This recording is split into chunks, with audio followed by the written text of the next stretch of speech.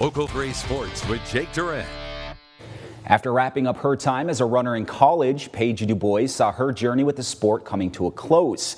But after dipping her toe in distance running, it brought her to a height that few achieve.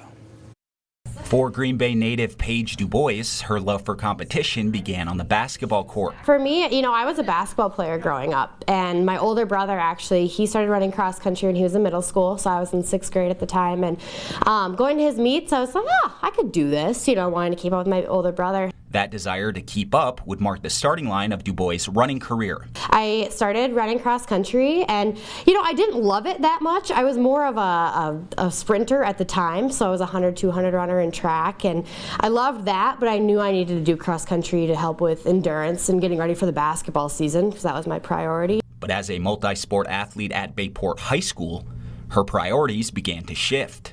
As I got into high school, I just kind of developed more into that 400 runner as well, so cross country became even more important. Ended up ending my basketball career after my junior year. Just really fell in love with running. Thanks to her desire to push herself to the limits, Du Bois would end her high school career as one of the most accomplished runners to ever compete at Bayport High. Her resume was proof and confirmation that she was on the right track. It's you against the clock, and there's no subjectivity to that, and it's you run the time. And in basketball, there's a little bit more like, I wish I would have played better here, or maybe this, and there was more of that wondering, where in running, it's just, you have the goal of the time and you get it or you don't. Du Bois would go on to compete at the next level, spending 2 years at Minnesota Duluth, where she would go on to break multiple school records. And with that, I was a middle distance runner and cross country athlete for them. So I ran the 400 and 800.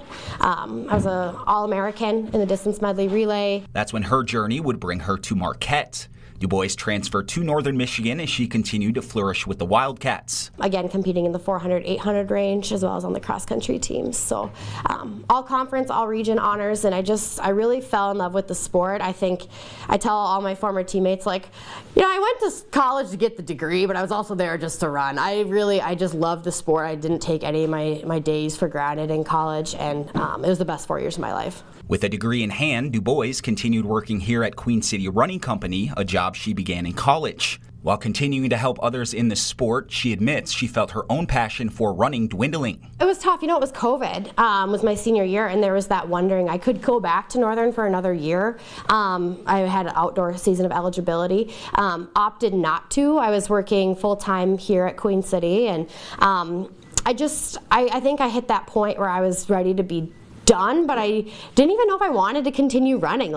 People would ask me, are you going to race 5Ks, halves, fulls? And I'm like, I'm not racing a marathon. I never had intentions of doing it. Thanks to the support and encouragement of the local running community, it wasn't long before Du Bois' passion was reignited. From working here and being around so many endurance athletes and seeing people come in with unique stories, I started getting that itch of what does that marathon world look like? What does that ultra marathon world look like? And I started tapping into that more.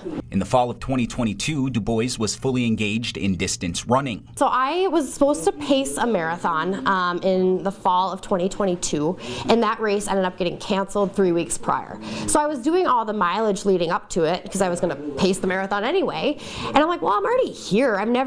I had never raced a marathon yet, and I'm like, well, I've done all the work. I might as well just go find one and just throw it out there. That October, Du Bois ran in the Twin Cities Marathon, a qualifier for the Boston Marathon.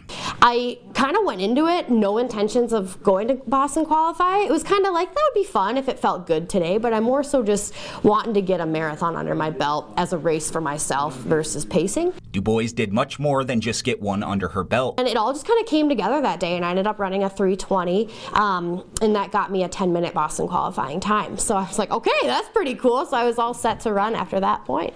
With that, Du Bois would join 30,000 runners from across the world to take part in the 128th edition of the Boston Marathon. She said arriving in the historic city was hard to describe. It's comforting, it's exciting, and you just think about all the people that came before you, and I think that's all I was thinking about on the race course itself, was just how many historic feat and, and how many things have happened on this course, and all the people that are still striving to get there.